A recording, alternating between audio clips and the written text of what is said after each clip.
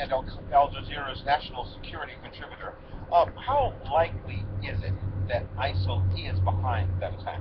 It's probably, they've got a connection to it, let's say, even if it was just their ministerial advice they gave to someone there that radicalized and decided they were going to go under the ISIS flag. And I think they might not have sent the people there themselves to do it, but they can claim that they've had this kind of reach because of their social media, because of their propaganda.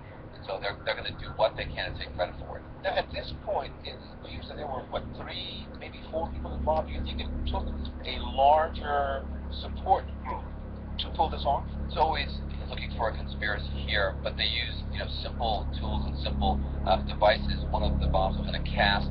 They worked in pairs, and they did what was called a double tap. When the first individual was caught at the security gate, the other one actually went in and also exploded his device. So it was planned. They knew what they were doing, but there was likely others involved. Now, 6 months ago, President Obama pointed to Yemen as a success story. Given what's happened today, how would you assess his assessment?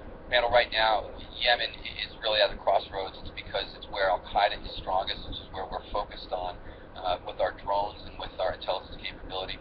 When the Houthis took over that government a few months ago, we no longer had really their permission to fly over, so we were really doing things outside the borders.